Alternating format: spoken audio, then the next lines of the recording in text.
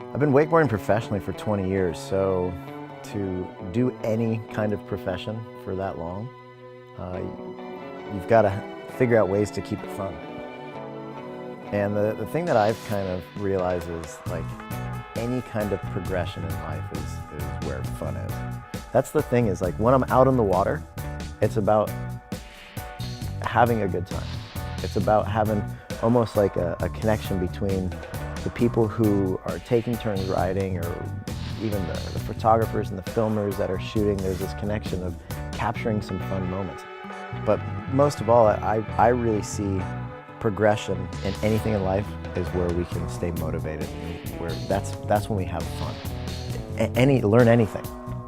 I say push yourself to learn something new. I'm Sean Murray, and this is my all-new 2016 Pro model, the Murray.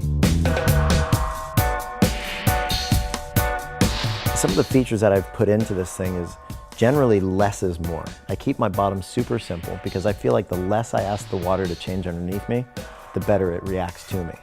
And it has a more consistent and more fluid flow to it, so it's a smooth, fun ride. But what I also wanted was I wanted to bring the pop to a whole nother level. The thing that I've really noticed is that people are generally riding boards that are too small for them.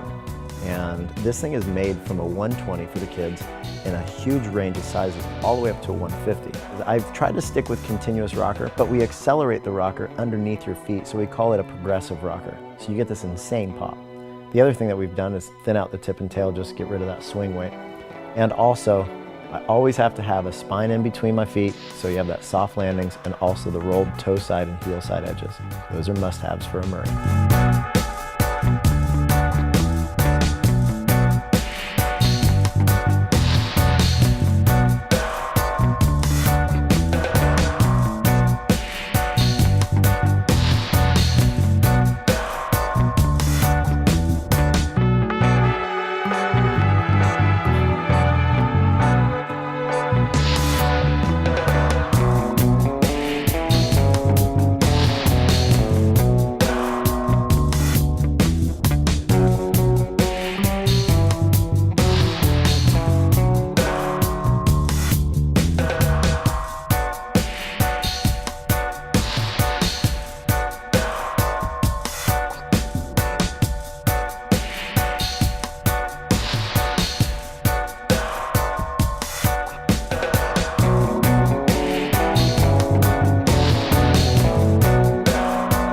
I've been wakeboarding for around 13 years now, and what motivates me to keep going is just charging as hard as I can. I'm Jimmy LaRich, and this is the 2016 franchise. The franchise is an all-around great board. When we made this board, it was just making it for the consumer. It's very forgiving, so you can put anyone on it. That's why we made a 28 out of it for the kids. The franchise has a really long continuous rocker, so it's fast on the water. It has 2 dual landing spines, so landing out into the flats, you stay on speed, and no matter if you're on your left side or right side of the board, it lands soft. Holds edge really well coming into the wake, as well as having 2 cupped rails on the side of the board that really dig through the trough and get you that explosive pop, so you still get pop like a 3-stage, and it rides smooth like a continuous. No matter what demo I go to, no matter where I am, you put someone on this board and they love it.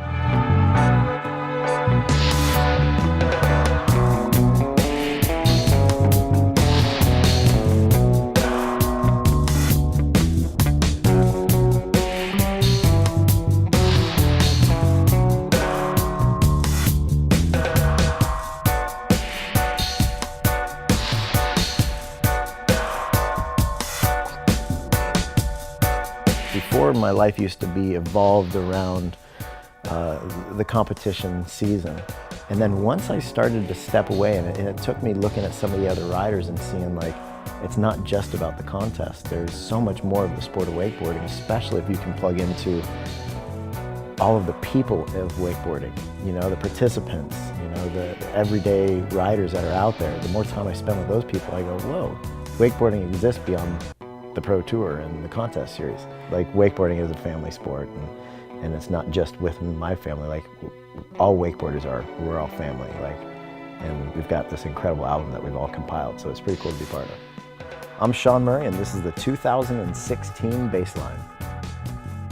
So I've always been a big advocate of continuous rockers, so we brought it into the baseline. You'll notice it gives you a consistent ride into the wake, into the air, especially on landings. The biggest thing that you'll notice is the wider profile. That is what allows us to get more underneath your feet for that pop and for those soft landings. Something I always have to have in my board shapes is the variable edge design. And what that is a rolled toe side and heel side edge. That allows for a very forgiving landing, and also when you see me sliding out to the flats in high-speed whips, keeps it so I'm not going to catch my edge. What's really cool on this is I've brought the dual fin position from my design stage into the rider's hand. So you can have a different switch, a different toe side, different heel side edge, depending on how you want the board to ride. So experiment with it and see it actually changes quite a bit in how the board feels.